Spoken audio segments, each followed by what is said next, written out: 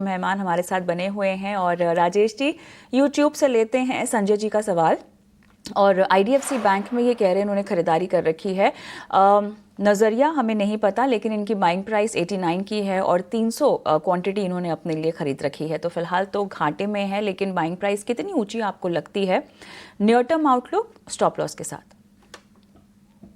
जी कविता जी, अगर आप इसका वीकली चार्ट देखें तो कहीं ना कहीं 68 के पास एक हायर बॉटम फॉर्मेशन देखने को मिल रहा है। और 3 हफ्ते पहले एक strong formation open low marubozu candlestick formation भी देखने को मिल रहा है। तो कहीं ना कहीं 67 के आसपास बेस बन रहा है, जहाँ पे 200 वीकली मूविंग एवरेज है।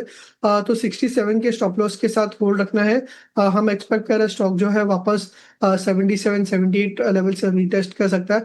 एंड 78 क्रॉस करता है इस स्टॉक में एक अच्छा रैली देखने को मिल सकता है टुवर्ड्स 90 लेवल्स। तो अभी फिलहाल के लिए 67 एक बेस है, तो स्टॉप लॉस को रखे हुए होल्ड रखना चाहिए। चलिए, तो ये है राय आपको आईडीएफसी फर्स्ट बैंक पर इस वक्त मिलती हुई।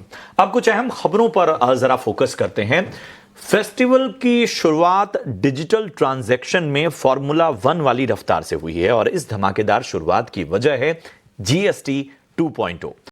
बम्पर डिजिटल ट्रांजैक्शन को लेकर आरबीआई ने जो आंकड़े जारी किए हैं वो सच में F1 रफ्तार वाले हैं। डिटेल्स के साथ अंकुर मिश्रा हमारे साथ जुड़ चुके हैं। अंकुर, डिजिटल दुनिया में धमक और जीएसटी 2.0 रिफॉर्म, ये सारी चीजें एक तरह का बूस्टर का काम कर रही हैं। आंकड़े जरा बताइए। जी बिल्कुल, अभी तक अगर हम बोलें कि कदम से कदम मिला के चल रहे थे पेमेंट जो संडे से तक की अगर हम बात करें, तो अब बिल्कुल ही यहाँ पे F1 की रफ्तार पकड़ ली है डिजिटल पेमेंट्स ने। और ऐसा हम नहीं बोल रहे, ऐसे जो आंकड़े हैं वो खुद ब खुद कहानी बयां कर रहे हैं। हम सिर्फ एक कंपैरिजन करते हैं कि जो संडे तक यानी कि 21 सितंबर तक का डेटा था डिजिटल पेमेंट्स का, उसको कंपेयर करते हैं सोमवार और मंगलवार से, जबकि ये जीएसटी 2.0 जो एप्लीकेशन है, जो फॉर्मलाइजेशन है, वो शुरू हुआ था। तो वहाँ से ये डेटा क्या कहता है।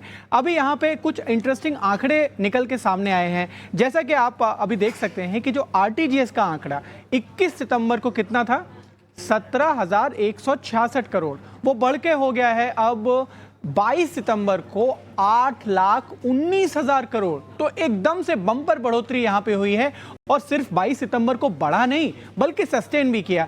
23 सितंबर को 8,14,000 करोड़ तक था। इसी तरीके से नेफ्ट, जो आमतौर पे लोग एक दूसरे को पैसा ट्रांसफर करते हैं इंटरनेट बैंकिंग के जरिए, तो वहां पर जो आंकड़ा 21 सितंबर को था वो 21,224 करोड़ था। लेकिन ये बढ़ के हो गया कम से कम 6 से 7 गुना बढ़कर हो गया 1,58,000 करोड़। और फिर मैं बोल रहा हूं, ये सस्टेन भी हुआ 1,44,000 करोड़ का। और इसी तरीके से आईएमपीएस पेमेंट का जो माध्यम है, जहां पे तुरंत आपका पेमेंट क्रेडिट हो जाता है, वो भी 17,166 करोड़ था संडे के दिन, जो कि बढ़ गया 20,240 करोड़। और आगे उसमें जो सस्टेनेबिलिटी है वो रही, वो 20,113 करोड़। और कुछ इसमें